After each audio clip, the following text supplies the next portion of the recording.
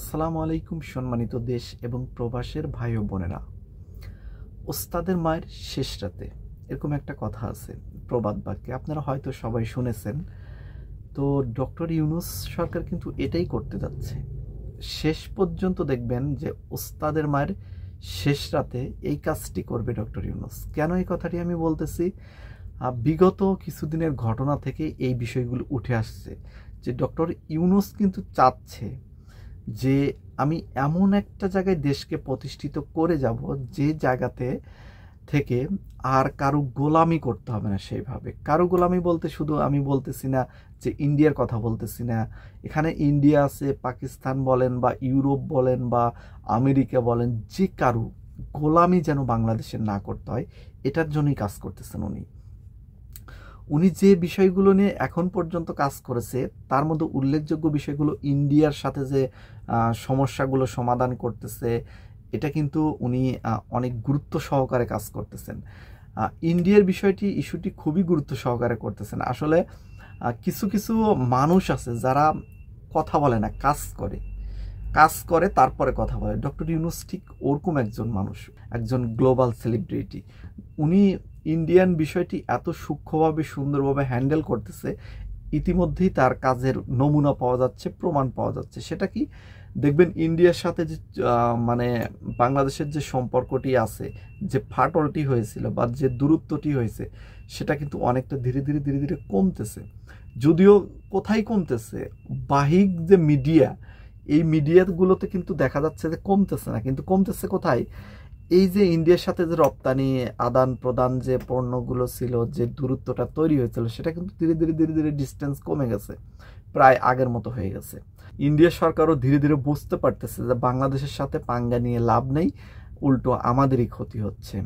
সর্বশেষ পেরে একটি ডোনাল্ড ট্রাম্পের কাছে গিয়ে যে বিষয়টি নিয়ে তারা কাজ করতে চাইছিল, সেটা যখন ব্যর্থ হয়েছে, তখনই কিন্তু এই বিষয়টি নিয়ে ইন্ডিয়া উপলব্ধি করতে পারছে যে বাংলাদেশের সাথে এখন ধীরে ধীরে সুসম্পর্কের দিকে এগিয়ে যেতে হবে। কিন্তু এখানে গুরুত্বপূর্ণ বিষয় হলো, যদি সুসম্পর্কের দিকে এগিয়ে যায়, বাংলাদেশের উচিত হবে এই বিষয়টি নিয়ে অতি সতর্ক সহকারে হ্যান্ডেল করা। কারণ এই বিষয়টি বোঝা খুবই কঠিন যে বন্ধু বেশে শত্রু এসে আপনার ক্ষতি করবে কিনা। কারণ সে কি আসলে নিজেকে শুদ্ধে বন্ধু হিসাবে আসলো, নাকি তার ভিতরে একটা চালাকি আছে, বন্ধু বেশে এসে আপনার ক্ষতি করবে। তো ইন্ডিয়ার সাথে যে বাংলাদেশের যে সুসম্পর্ক আবারও হওয়ার সম্ভাবনা আছে বা সামনে যে হতে পারে, এই বিষয়টি নিয়ে বাংলাদেশের সতর্ক থাকা উচিত। এই বিষয়টি নিয়ে কাজ করতেছেন ডক্টর ইউনূস। ইন্ডিয়া কিন্তু যথেষ্ট বুঝে গেছে যে আমাদের দাদাগিরির দিন শেষ, বাঙালিরা আর আমাদের দাদাগিরি মেনে নেবে না। এখন তাদের সাথে বন্ধুত্বমূলকভাবেই সম্পর্ক করতে হবে। আর আমার কথা হচ্ছে, ইন্ডিয়ার সাথে সুসম্পর্কই দরকার আমাদের। হয়তো অনেকেই দ্বিমত করবেন, অনেকেই বলবেন, ভাই আপনি কি বলতেছেন, আপনি সবসময় ন্যায়ের পক্ষে কথা বলেন, আবার বলতেছেন ইন্ডিয়ার সাথে বন্ধুত্বই দরকার, এটা কেমন কথা হলো? আসলে বন্ধুত্ব দরকার বলতে আমি বলছি ন্যায্যতার ভিত্তিতে বন্ধুত্ব। এটা কেমন বন্ধুত্ব? তুমি আমাকে একটা জিনিস দিলা, আমার উপকার হলো, আমি তোমাকে একটা জিনিস দিলাম, সেটা তোমার উপকার হলো। এই যে আদান প্রদান, এটা ন্যায্যতার ভিত্তিতে হবে। শুধু আমিই দিয়ে যাব আর তুমি নিয়ে যাবা, সুযোগ সুবিধা ভোগ করে যাবা, বিনিময়ে শুধু আমাকে সাপোর্ট করবা, এইটা না। এটা বিগত দিনে শেখ হাসিনা সরকার করেছেন, যে শুধু বলেছে তো আপনারা একটু আমাকে সাপোর্ট দেন, যা লাগে সব দেব। শেখ হাসিনা নিজের মুখেই বলেছিল যে ইন্ডিয়াকে যা দিয়েছি জীবনে কোনোদিন ভুলবে না। এই কথাটি আপনারা হয়তো সবাই শুনেছেন। তো এই ধরনের সম্পর্ক হলে কিন্তু হবে না। ইন্ডিয়ার সাথে বন্ধুত্ব সম্পর্ক দরকার আছে, কেননা আমাদের পাশাপাশি রাষ্ট্র, বাণিজ্যিকভাবে তাদের সাথে আমাদের অনেক আদান প্রদান হবে, এটা বাস্তবতা।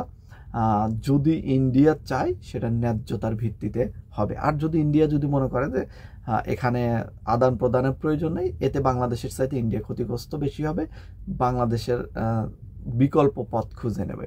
বাংলাদেশের বিকল্প পথ আছে, প্রত্যেকটা পণ্যেরই বাংলাদেশের বিকল্প পথ আছে। ইন্ডিয়া যদি বাংলাদেশের সাথে একটু এদিক সেদিক করে, চীন এগিয়ে আসবে বাংলাদেশের সেই জায়গাটি পূরণ করে নিতে, সেই গ্যাপটি পূরণ করে নেবে। এদিকে পাকিস্তান তো আছেই। তবে এখানে গুরুত্বপূর্ণ একটি কথা, সেটা হচ্ছে ইন্ডিয়া বলেন, পাকিস্তান বলেন, কাউকেই আমরা ওইভাবে আপন করে নেব না যেভাবে আমরা কাউকেই আমরা ওইভাবে বিশ্বাস করে আপন করে নেব না। বাংলাদেশের এক দল আছে যারা পাকিস্তানপন্থী, পাকিস্তান এত ভালোবাসে পাকিস্তানকে, নিজের দেশের চাইতে পাকিস্তানকে বেশি ভালোবাসে। এদের মধ্যে চরম সমস্যা আছে। এই ধরনের নীতি বাংলাদেশে থেকে চলবে না, এটা খুব ঘৃণিত নীতি। আবার কিছু কিছু ব্যক্তি আছে যারা ইন্ডিয়া প্রীতি এত বেশি বাংলাদেশ থেকে, বাংলাদেশে থাকে অথচ ইন্ডিয়ার পক্ষে কথা সব সময় বলবে, ইন্ডিয়াই যেন তাদের সব। তো এই ধরনের মানুষ যারা বসবাস করতেছেন তাদের জন্য ধিক্কার, এবং তাদের জন্য আসলে মানে তাদেরও এই ধরনের কাজ করা উচিত না। এই দুই শ্রেণীর মানুষ বাংলাদেশে যারা অবস্থান করতেছেন, অতি ভক্তি যারা করেন পাকিস্তান নিয়ে এবং ইন্ডিয়া নিয়ে, তাদেরকে আমি বলবো নিজের দেশকে নিয়ে অতিভক্তি করেন, নিজের দেশকে ভালোবাসুন, তারপরে নিজের স্বার্থ বিবেচনা করে ইন্ডিয়ার সাথে সম্পর্ক হবে, পাকিস্তানের সাথে সম্পর্ক হবে। নিজের স্বার্থ, দেশের স্বার্থ, দেশের স্বার্থ দেশের স্বার্থ জলাঞ্জলি দিয়ে ইন্ডিয়ার সাথে সম্পর্ক দরকার নেই, পাকিস্তানের সাথেও সম্পর্ক দরকার নেই। যারা আমাদের স্বার্থ রক্ষা করবে, যাদের সাথে ন্যায্যতার ভিত্তিতে সম্পর্ক রাখা যাবে, তাদের সাথে সম্পর্ক রাখতে হবে। এখানে কোনো নত জানু নীতি চলবে না।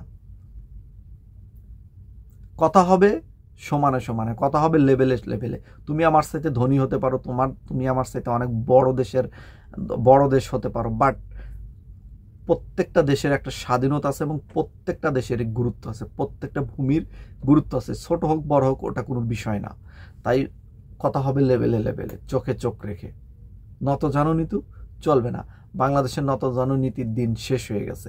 এটা যে কোনো দেশের ক্ষেত্রেই। ডক্টর ইউনূস এটাই করতেছে, যে সামনেও অদূর ভবিষ্যতে যে দলগুলো ক্ষমতায় আসবে, বিএনপি আসুক আর জামাত আসুক বা যে দলই আসুক, যেন তারা নতজানু নীতিতে রাজনীতি না করতে হয়, চোখে চোখ রেখে ন্যায্যতার ভিত্তিতে যেন রাজনীতি করতে পারে। এখানে আমি দেখলাম যে তিস্তা প্রকল্প নিয়ে বিএনপির থেকে বড় রকমের কিছু সমাবেশ করা হয়েছে। আসলে ভালো কাজের জন্য কিন্তু আমরা তাদেরকে ধন্যবাদ দেবই, সেটা জামাত করুক, সেটা বিএনপি করুক, অথবা সমন্বয়ক করুক, অথবা ডক্টর ইউনূস সরকার করুক। ভালো কাজ করলে কিন্তু তাদেরকে আমরা বাহবা অবশ্যই দেব। তো ভালো কাজকে আমরা সবসময় সাপোর্ট করব। এই যে তিস্তা প্রকল্প নিয়ে বিএনপি যে সমাবেশগুলো করেছেন, তাদেরকে অসংখ্য ধন্যবাদ দিচ্ছি।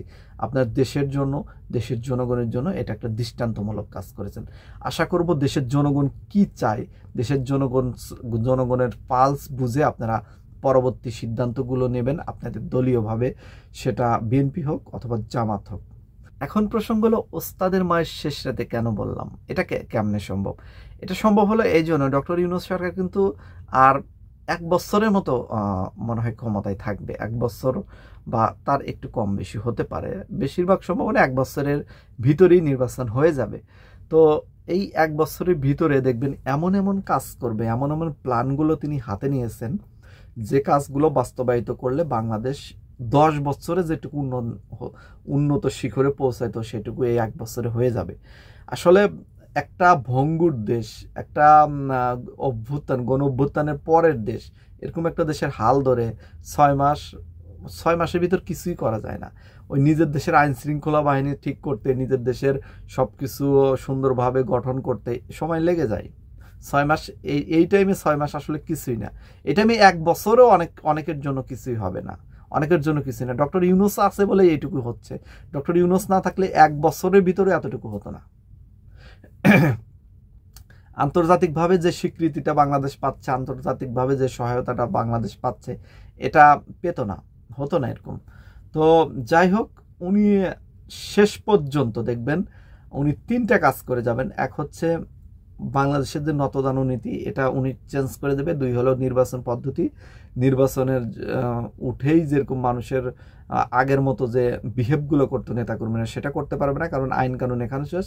3 নম্বরে হচ্ছে দেখবেন যে এই যে প্রধানমন্ত্রীর, নির্বাচিত প্রধানমন্ত্রীর ক্ষমতা উনি অনেকটা কমিয়ে আনবেন, আইনত কমিয়ে আনবেন, এবং পার্লামেন্টে 10 বছর বেশি, মানে পার্লামেন্টে 2 বারে বেশি একজন নির্বাচিত সরকার থাকতে পারবে না। মানে এরকম একটা আইনও চলে আসবে মনে হচ্ছে খুব দ্রুত গতিতে।